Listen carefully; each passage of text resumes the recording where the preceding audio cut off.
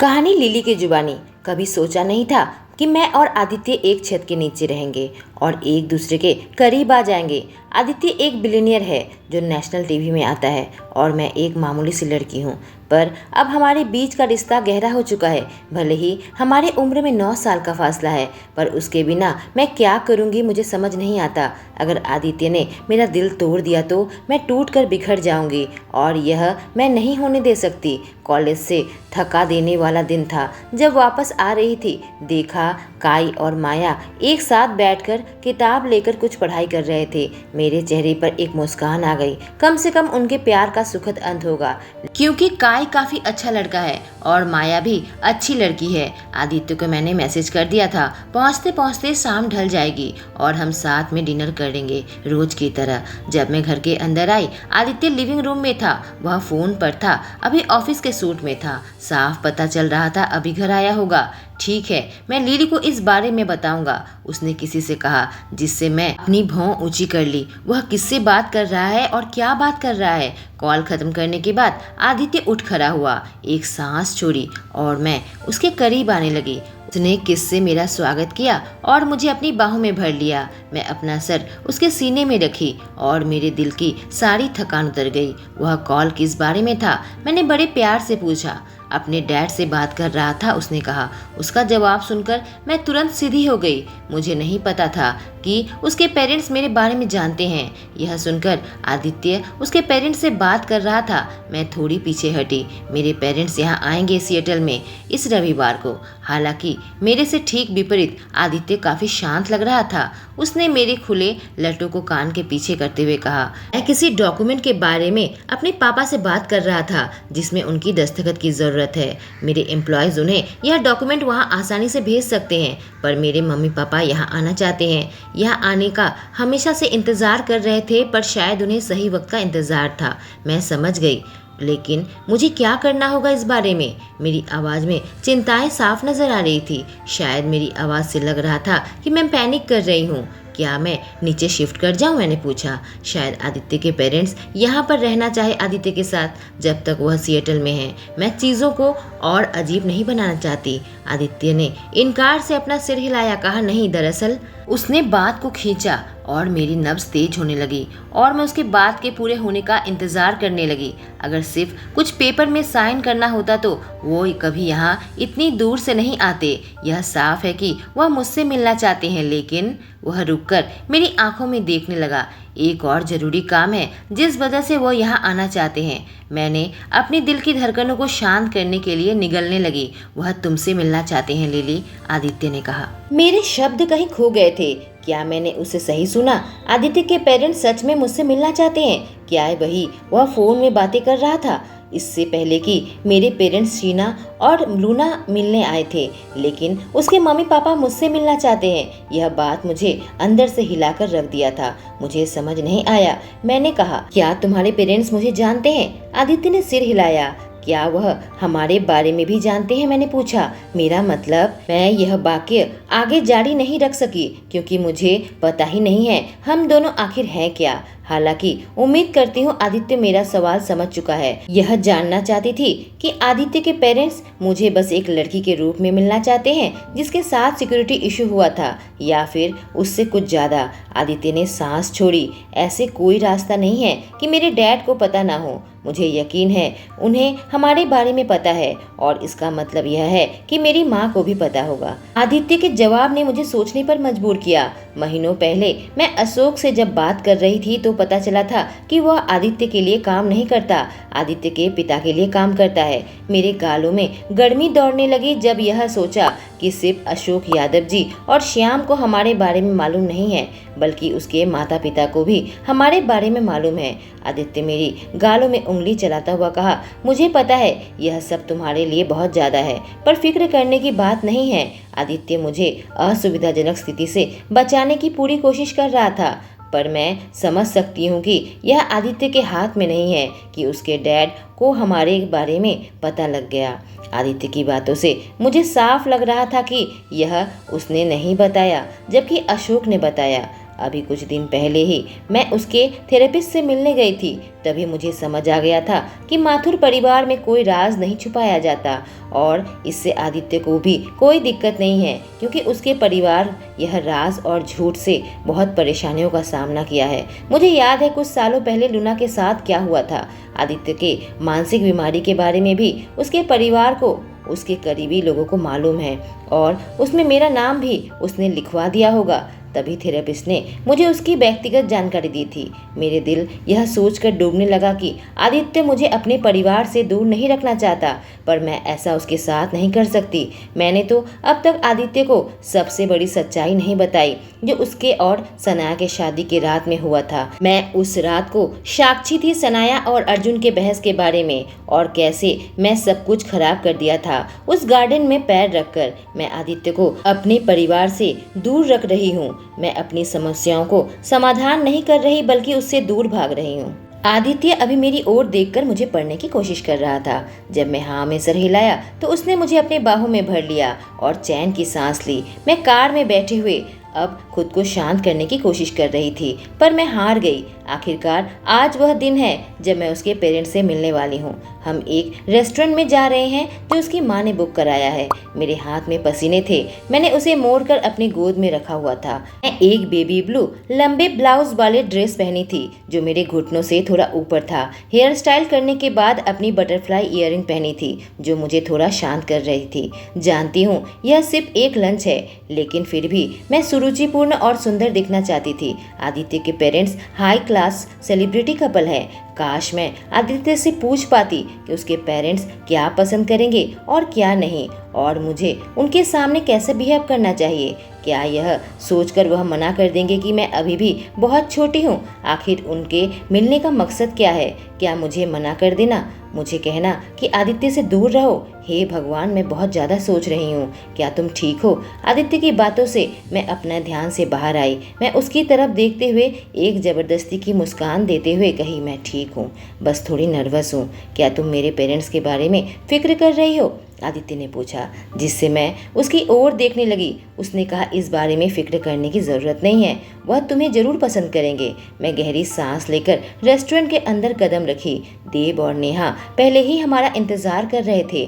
नेहा के चेहरे पर एक बड़ी मुस्कान आ गई जब वह चलकर मेरी ओर आ रही थी। कहा, लिली, जिससे मैं सुनकर लगा कि वह काफ़ी खुश और उत्सुक है। आखिरकार तुमसे मिलकर बहुत अच्छा लग रहा है। मैं तुमसे मिलना चाहती थी। उनके सामने आकर मैं लगभग जम गई थी। उनकी खूबसूरती देखकर मैं मंत्रमुग्ध हो गई थी। इससे पहले मैं कभी किसी सुपरस्टार के इतने करीब नहीं आई।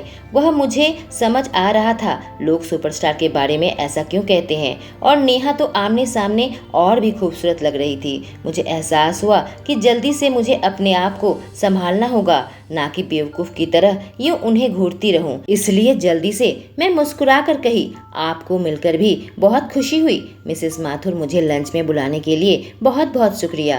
प्लीज़ सिर्फ मुझे नेहा कहो। वह अपने हाथों को मोड़कर मुझे हक किया, जिसकी मैं उम्मीद तक नहीं की थी, और उसके बाद नेहा ने आदित्य को हक किया। इसी बीच मैं देव माथुर को भी नमस्ते किया। उन्होंने कहा कि मुझे भी सर या मिस्टर माथुर मत कहो। मैंने सुना है देव माथुर बेहद ताकतवर है, पर अभी काफ़ी अच्छे से पेश आ रहे थे, जो सिर्फ एक वाक्य से ही बड़े से बड़े बिजनेस डील को हासिल कर सकते हैं। ऐसे इंसान हैं जिससे आप दुश्मनी नहीं ले सकते बिजनेस की दुनिया में, और शायद यह गुण आदित्य को भी उनसे ही मिला है। नेहा आदित्य के गालों को पकड़कर उसे चूमने लगी। मैंने तुम्हें बहुत मिस किया बेटा। उनके बात करने के तरीके से लगा वह आदित्य को छोटा समझती है, जिससे मैं आनंद लेने लगी। नेहा मेरी कंधे को पकड़ते हुए कही, चलो हमारे साथ बैठो, तुम्हें भूख लगी होगी, तुम्हारे फेवरेट खाना हमने ऑर्डर किया है। मैं सोचने लगी मेरा फेवरेट खाना इन्हें कैसे मालूम, फिर लगा शायद यादव जी से पता किया होगा। उनके साथ बात करते हुए आदित्य के बारे में कई सारी चीज़ें पता चला। देव और नेहा भले ही सेलिब्रिटी हो, पर अपने बेटे के साथ और मेरे साथ बड़े अच्छे से बात कर रहे थे, और आदित्य के बचपन की बातें बताकर वह दोनों हंस रहे थे। काफ़ी देर बाद बाद नेहा काफ़ी मुस्कुराकर आदित्य से कहा, मैंने सुना है तुम दोबारा पेंट कर रहे हो। कुछ सेकंड के लिए शांति थी। विश्वास के साथ वह अपनी माँ को देखता हुआ कहा, हाँ मैंने शुरू किया है। नेहा कुछ देर उसको देखती रही और उसके बाद उसकी आंखों से खुशी के आंसू आ गए। देव उसके कंधे में हाथ रखकर हल्का सा दबाया ताकि उसे आराम मिले और वह अपने आंसू पोंछने लगी। मुझे माफ़ करना, नेहा ने काफ़ी इमोशन के साथ मुझे कहा। अब मेरी आंखों में भी आंसू बनने लगे थे। आदित्य सालों तक किसी तरह अपने आप को बिल्कुल अलग अलग कर लिया था। फिर नेहा से पूछा, तो तुम दोनों पेंट रूम में समय बिताते हो क्या? कुछ साथ में पेंट करते हो? आदित्य कुछ पी रहा था। लगभग यह सुनकर उसके गले में अटकने लगा। उसने कहा, कभी कभी वीकेंड में हम पेंट कर लेते हैं, पर ज़्यादातर हम मूवी देखते हैं। मैं उम्मीद नहीं की थी लंच टाइम आदित्य के पेरेंट्स के साथ इतना मज़ेदार और सुखद रहेगा कि आखिर में मैं इतनी उदास हो जाऊंगी कि यह खत्म होने जा रहा है। यह लम्हा जो मैंने उनके साथ बिताया था, मुझे ऐसा महसूस हो रहा था जैसे मैं भी उनके परिवार का हिस्सा हूँ। यह बहुत दुख की बात है कि हमारे पास टाइम नहीं है साथ बिताने के लिए, पर हम उम्मीद करते हैं हम तुमसे जल्दी मिलेंगे लिली, नेहा ने कहा। जब हमारा लंच पूरा हुआ, मैंने सर हिलाकर मुस्कुराने लगी। मैं चाहती हूँ कि यह हो क्योंकि मैं आदित्य की ज़िंदगी का हिस्सा बनना चाहती हूँ। मुझे उसके बारे में और जानना है और अगर इनके साथ रहूँगी तो आदित्य के और करीब मैं महसूस करूँगी। हो सकता है अगली बार एक ट्रिप पर चले। अचानक से नेहा ने सुझाव रखा। यह तो बहुत अच्छे आइडिया है। देव ने हामी भरी। ठंड की छुट्टियां आ रही है, नेहा ने कहा। हो सकता है हम हॉलस्टेड जा सकते हैं। यह ऑस्ट्रिया की एक छोटी सी जगह है और यह ठंड में बेहद खूबसूरत लगता है। दरअसल हमारे परिवार के लिए यह एक बहुत महत्वपूर्ण जगह है। यह आदित्य के लिए भी एक काफी खास जगह है। जब भी वह हॉट चॉकलेट पीता है, इसी जगह के बारे में सोचता है। तुम्हें क्या लगता है लिली? नेहा ने पूछा। हाँ, मैं जाना चाहती हूँ, पर मैं इतनी एक्साइटेड थी कि गले से आवाज़ नहीं निकल रही थी। यकीन ही नहीं आ रहा था कि उनके परिवार के साथ वह मुझे न्योता दे रही है। लूना भी हमारे साथ चलेगी, देव ने कहा। सुनने में ऐसा लगा कि वह अपनी प्यारी बेटी को पीछे छोड़कर जाए तो उनकी जान निकल जाएगी। हाँ जरूर, और हम मैक्स से भी कहेंगे कि हमें ज्वाइन करे, नेहा ने कहा। सुनने में ही कितना अच्छा लग रहा है। यह कहते हुए जब नेहा देव की आंखों में देखी, उसके चेहरे में खुशियां थी। अब उनका पूरा प्लान सुनकर मेरा दिल डूबने लगा था। अचानक से आदित्य ने टेबल के नीचे से मेरा हाथ पकड़ लिया और माफ़ी मांगने की दृष्टि से मुझे देखने लगा। इसके पेरेंट्स अभी भी नहीं जानते हैं कि अभी मेरे पास समस्याएं हैं। मुझे अपने परिवार से निपटना होगा। बस उम्मीद ही कर सकती हूँ कि यह दोनों मैक्स से इस बारे में बात न करें जब वह वापस न्यूयॉर्क जाएं, नहीं तो मेरे लिए यह बहुत बड़ा हादसे का कारण बनेगा। आदित्य मेरे हाथ को दबाते हुए यह दिलासा देने लगा कि वह इस मामले से बाद में निपटेगा। जब हम निकलने लगे तो देव ने आदित्य को अपने पास बुलाया। नेहा मेरा हाथ पकड़ के मुझे ऐसे प्यार से देखने लगी कि मेरा दिल फूल गया।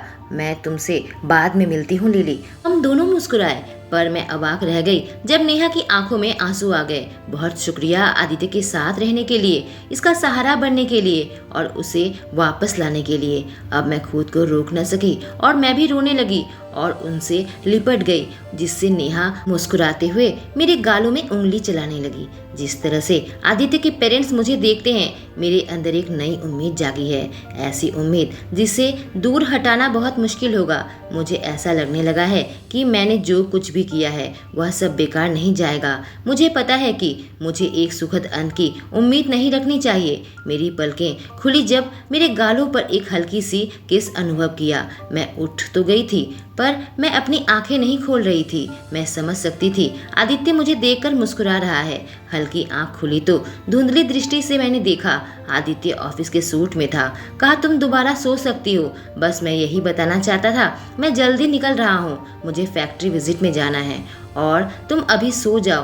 तुमने बताया था सुबह कोई क्लास नहीं है, मैं तुमसे शाम में मिलता हूँ। मैंने धीमी आवाज में कहा, ठीक है। वह हल्का सा मुझे देखकर मुस्कुराता हुआ चला गया। जाने आदित्य की छोटी छोटी बातें मुझे इतनी अच्छी क्यों लगती है। दोबारा सोने गई, पर आंखों में नींद जैसे गायब हो गई। कल उसके परिवार के साथ जो समय बिताया था वह याद आने लगा, जैसे उसकी माँ ने महसूस कराया था जब हम अलग हो रहे थे कि मैं आदित्य के लिए बहुत मायने रखती हूँ। तो फिर मेरे अंदर अभी डर क्यों है? मुझे इस बात का डर क्यों लगता है कि पलक झपकते ही सब कुछ गायब हो जाएगा। सो नहीं सकती थी तो मैं उठकर बाहर आ गई। जो पहले इंसान को मैंने देखा वह अशोक था, जो बैठे बैठे न्यूज़पेपर पढ़ रहा था और अपनी कॉफ़ी पी रहा था। एक दूसरे को विश करने के बाद मैं भी वहाँ बैठ गई, कॉफ़ी पीने लगी। मैं खुद की उत्सुकता को रोक न पाई। आदित्य के पेरेंट्स? मेरी बातों से अब उसका पूरा ध्यान मेरे ऊपर आया। क्या तुमने सच में उनके पापा को बताया था कि क्या चल रहा है? अशोक ने आह भरी। जब मेरे चेहरे पर उलझन देखी तो उसकी आंखें नरम हो गई। वह बस रोजमर्रा की बातचीत थी जो अक्सर उसके पापा आदित्य के बारे में पूछते रहते थे कि वह कैसा कर रहा है। अशोक ने कहा, एक बाप होने के नाते अपने बेटे की फिक्र होना बहुत आम बात है। सही कहा ना? मैं देव से चीजें छुपा नहीं सकता। मैं कभी नहीं किया और ना ही कभी करूँगा। बात को समझते हुए मैंने सर हिलाया। तो पूरे समय से ही क्या वह जानते थे कि आदित्य मेरी मदद कर रहा है और मैं यहाँ रह रही हूँ? हाँ, अशोक ने कहा। तो क्या उन्होंने इसके खिलाफ कुछ नहीं कहा? मैंने पूछा। मुझे जवाब पता है, पर शायद आदित्य के पेरेंट्स मुझे शुरू से पसंद नहीं किया होगा। क्या एक अपरिचित को इस तरह घर के अंदर रखना उन्हें नाखुश किया था? कम ऑन लिली, अशोक ने मुझे बीच में काटा। तुम कोई अपरिचित नहीं हो, तुम मैक्स की कजिन हो। जब मैं कुछ नहीं कहा तो उसने आगे जारी रखा, और उन्हें साथ यह भी पता था कि आदित्य तुम्हारी मदद करने की कोशिश कर रहा था। नीचे जो सिक्योरिटी के साथ हादसा हुआ था उसके बाद यह आदित्य की ओर से कोशिश थी कि मामला कुछ संभल सके और उसकी पूरी जिम्मेदारी ले। मैंने राहत महसूस की इस बात का ध्यान रखते हुए कि आदित्य एक प्रभावशाली परिवार का उत्तराधिकारी है, माथुर एंटरप्राइज का वारिस है। मैंने सोचा था कि उसके पेरेंट्स के उम्मीद काफी ऊंची होंगी उस औरत के लिए जिसे आदित्य देख रहा हो, और मैं कहां से टपक कर एक लाचार टीनेजर थी। पर शायद उन्हें इसमें कोई दिक्कत नहीं है। दरअसल अशोक रुका। जब तुम उस रात आई थी जब वह हादसा हुआ था, वह पहली बार नहीं था जब मैंने तुम्हें देखा था। मैंने त्योरी चढ़ाई। जब मुझे अशोक की बातों का मतलब समझ नहीं आया, मुझे इस बात से हैरत हुई कि तुम वही लड़की थी। उसने कहा, मुझे संदेह था, पर उस रात मैंने जो दृश्य देखा था उसको भूलना इतना आसान नहीं था। मुझे यकीन था कि वह तुम ही हो। मैं जम गई। मेरा दिल किसी ड्रम की तरह बजने लगा। अशोक समझकर मुस्कुराया। 2 साल पहले आदित्य 2 लगातार रातों से अपनी शादी वाले मंडप पर रुका था। अपनी दुल्हन का इंतजार कर रहा था कि किसी जादू से वह वापस आ जाए। मेरी सांस गले में अटक गई। यादें अभी ताजा है और अशोक का उस बात का जिक्र करने पर मेरे सिर चकराने लगा। आदित्य जिंदगी के सबसे बुरे पलों में मानसिक तौर से नष्ट हो चुका था और महसूस किया था कि उसकी जिंदगी के टुकड़े टुकड़े हो गए हैं, और जबकि वह चाहता था कि सब कोई वहां से चले जाए। तुम्हें क्या लगता है देव उसके उस हालत में उसे अकेले रहने देता? उसने यह सवाल मुझे फेंका और सिर हिलाने लगा। नहीं, देव ने हुक्म दिया था कि मैं रुकूं। मैं वहीं था और शादी वाले दिन से उसे देख रहा था। मैंने उसे टूटते हुए देखा था और देखा था तुम उसके लिए रो रही थी। मेरे हाथ कांपने लगे जब मैं उसे अपने मुंह पर रखा। मुझे विश्वास नहीं हो रहा था उस रात किसी ने मुझे देखा था और तुम सिर्फ रो ही नहीं रही थी। अशोक काफी सीरियस भाव के साथ कहा, तुम भी बिल्कुल टूट गई थी। तुम उसके लिए रोई थी और दर्द से ऐसे कांप रही थी जैसे कि तुम उसके साथ ही मरना चाहती हो। मेरी आंखों में आंसू जमने लगे। हाँ, मैंने किया था। मैंने ऐसा महसूस किया था कि मैं टुकड़ों में बिखर रही थी जब उसे यूं टुकड़ों में बढ़ते हुए देखा था। उस रात के बाद भी यह याद करते ही मेरा दिल दुखता है। मैंने आज तक कुछ ऐसा नहीं देखा जिसे मैं पूरी तरीके से गूंगा हो जाऊं, जब तक मैं तुम दोनों को उस रात नहीं देखा था, अशोक ने कहा। और उसके बाद इंतजार किया कि मैं पूरी समझ पाऊं, और फिर वह मुझे पढ़ने की कोशिश करने लगा। वह बिल्कुल अविश्वसनीय था पर बेहद खूबसूरत था। यह देखना कि एक लड़की उसके लिए रोई थी, उसकी जिंदगी में वापस आई, उसके दिल को भरने के लिए जिसके लिए वह रोई थी। एक इत्तेफाक, हाँ या फिर नहीं, हो सकता है यही होनी है। मैं ऐसा ही सोचता हूँ। मैंने एक गहरी सांस ली। पूछा, क्या तुमने इस बारे में आदित्य से कहा या अब कहने की सोच रहे हो? नहीं, मैं अब तक उसे इस बारे में कुछ नहीं बताया। अशोक मुझे जांचने लगा। क्या मुझे बताना चाहिए? अचानक से मैं अपना सिर हिलाने लगी। कहा नहीं, मैं नहीं चाहती कि आदित्य मुझसे सवाल पूछे कि मैं उस जगह पर थी ही क्यों। अब मुझे एहसास होने लगा सच्चाई मेरा मजाक उड़ा रही है और इंतजार कर रही है उजागर होने के लिए। वह मुझे पुकार रही है, पर मुझे फिर भी नहीं पता यह सब आदित्य से कैसे कहूँ। मैं बेहद डरी हुई हूँ। मेरा एक सवाल है जो मैं बहुत दिनों से सोच रहा हूँ। अशोक ने अपना सिर टेढ़ा किया और मुझे देखते हुए पूछा, 2 साल पहले तुम वहाँ वापस क्यों गई थी? मुझे लगा दुनिया थम गई है और इस सवाल का जवाब मैं कभी नहीं दे सकती। रिश्तेदार और मेहमान तो 2 दिन पहले ही शादी का वेन्यू छोड़ दिया था। अशोक ने कहा, फिर अचानक तुम वहाँ वापस क्यों गई? मैं दूसरी ओर देखने लगी। इस सवाल को अनदेखा करने के लिए अशोक ने कहा, तुम नहीं बता सकती, कोई बात नहीं। उसकी बातों में निराशा थी, पर मेरा दिल डूबने लगा। उसने मेरे ऊपर दबाव नहीं डाला, लेकिन मुझे पता है वह उत्सुक था। कहानी आदित्य की जुबानी। आज काफ़ी थकावट भरा दिन था, जहाँ न सिर्फ फैक्ट्री विजिट करनी थी बल्कि इतनी दूर तक यात्रा करनी थी। पर घर आते ही मेरा दिल खुशियों से भर गया। घड़ी देखी तो डिनर के लिए देर हो गया था। जितना सोचा था उससे ज़्यादा वक्त लग गया। मैं लिली को पहले ही मैसेज कर दिया था कि मेरा इंतज़ार न करे, खाना खा ले। जब मैं डाइनिंग रूम में आया, देखा किचन में यादव जी काम कर रहे थे। मैंने एक शब्द नहीं कहा, पर उसने मेरा दिमाग पढ़ लिया। वह तुम्हारा इंतज़ार कर रही थी, लेकिन तुम्हें आने में वक्त लग गया था, इसलिए वह स्विमिंग पूल में चली गई। अब मेरा दिल लिली को लेकर भरने लगा। स्विमिंग पूल जाते हुए सोचने लगा, अब यही कारण है कि मैं घर वापस आता हूँ। मैंने इतनी खुशी और डर कभी एक साथ महसूस नहीं की। लिली के साथ रहने से मेरा दिल और दिमाग पागल हो जाता है। मुझे हमेशा उसका ज़्यादा चाहिए होता है। मैं चाहता हूँ वो मेरी ज़िंदगी में वह शख्स बने। जब चीज़ें खराब हो मैं उसके पास जाऊँ, जब कुछ अच्छा हो मैं उससे बांटूँ। मैं चाहता हूँ कि वह मेरी रहे और मैं उसका। हम दोनों अलग ना हो बल्कि एक रहे। जब उसके साथ रहता हूँ तो अंधकार खत्म हो जाता है, पर मेरे उम्मीद की किरण है। मुझे पता नहीं मुझे और उम्मीद करनी भी चाहिए या नहीं। जब मैं लिली को पूल में स्विमिंग करते हुए देखा, मुझे लगा वह मेरे ब्रह्मांड का केंद्र है और यह भावनाओं की व्याख्या करना भी संभव नहीं है। वह मेरा इलाज है, मेरी सुरक्षित जगह है, मेरा स्वर्ग है और मेरा घर स्वर्ग बन गया। जब लिली बिकिनी पहने स्विमिंग पूल से बाहर आई, मैं निगलने लगा। कभी कभी उसकी सुंदरता मेरे ऊपर अत्याचार करती है और यह बात सिर्फ शारीरिक आकर्षण की नहीं है। मेरी आंखों में वह दूसरी सारी औरतों से ज़्यादा खूबसूरत है। अब मैं खुद से काबू खोने लगा। जैसे ही वह चढ़कर आने लगी, मैं खुद को शिकारी समझने लगा, पर फिलहाल उसे दिमाग से निकाल देता हूँ। जैसे ही वह सीढ़ी से ऊपर आई, मैं उसे अपने करीब खींच लिया। वह चीखी। इसकी उम्मीद नहीं की थी। मैंने उसे जमीन में धक्का देकर उसके ऊपर पिंजरा बना लिया। वह बड़ी बड़ी आंखों से मुझे घूरने लगी। अभी भी सदमे में थी कि मैं आ गया और इसके पहले कि वह अपना मुंह खोल पाती, मैंने उसे एक कठोर और जुनूनी चुंबन देने लगा और कुछ ही देर में मैं जंगली तरीके से उसे चूमने लगा।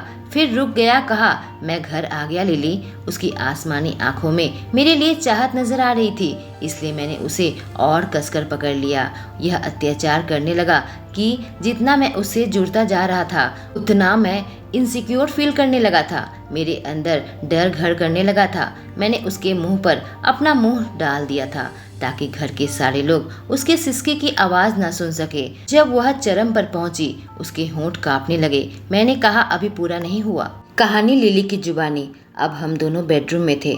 कमरे में मेरी आवाज गूंज रही थी। वह रुक नहीं पाता था और मैं उसे नहीं रोकती थी। मुझे लगता था पूल में सब खत्म हो गया था, लेकिन स्नान करने के बाद वह फिर से आ गया। लिली, मुझे तुम्हारी ज़रूरत है, उसने फुसफुसाया। मेरे साथ रहो। कमज़ोर पलों में उसने ऐसा कहा। उसकी आवाज़ सुनकर मुझे रोने का मन कर रहा था। क्या आदित्य के मन में भी वही डर है? क्या वह नहीं चाहता कि हम कभी भी अलग हों, जैसे कि मैं भी नहीं चाहती? हमें जो आगे चुनौती का सामना करना है, तब भी क्या यही कहेगा? और तब भी यही कहेगा जब सच्चाई सामने आ जाएगी। तुम मेरी हो, तुम सिर्फ मेरी हो। वह बहुत मुश्किल से फुसफुसाया। मैं यह चाहती थी कि वह समझे कि मैं उसके लिए क्या महसूस करती हूँ, कि मैं उसका दिल कभी नहीं तोड़ूंगी। और जब वह पूरा शांत हो गया, वह मेरी ओर देखने लगा। मेरी आवाज़ कांपने लगी जब मैंने कहा, आदित्य। मेरा सीना ऊपर नीचे हो रहा था। आई लव यू, आखिरकार मैंने उसे कह दिया। उसके प्रति यह एहसास मैं अपने अंदर दबा कर रखी थी, पर मैं उसे बताना चाहती थी कि वो मेरे लिए कितना मायने रखता है। हमारे बीच में शांति फैल गई। वह मेरी ओर देख रहा था, पर अब तक कुछ भी नहीं कहा था। शायद कंफ्यूज था। उसके दिमाग में शायद तर्क चल रहा था कि उसने सही सुना या नहीं। उसने सांस छोड़ी और मुझे अपनी बाहों में ले लिया और मैं अपनी आंखें बंद कर ली, पर उसने वापस वो नहीं कहा। शायद मुझे समझना चाहिए था कि उसके लिए दोबारा प्यार करना अभी भी नामुमकिन है। आदित्य मुझे चाहता था, पर अपना दिल देने को राजी नहीं था। मेरी आंखों में आंसू गिरने लगे थे और आदित्य ने अपनी पकड़ मजबूत कर ली जब उसे एहसास हुआ कि मैं रो रही हूँ। दोस्तों, लिली ने तो आदित्य को अपने दिल की बात कह दी, पर आदित्य ने उसका जवाब नहीं दिया। उसे अपने पास रखना तो चाहता था, पर दिल खोलने को राजी नहीं। फिर कैसे टिक पाएगा यह रिश्ता? किस हक से वह उसे सारी जिंदगी अपने पास रखेगा? और क्या उनका सबसे बड़ा डर सच होने जा रहा है? जानने के लिए कहानी में मेरे साथ बने रहें।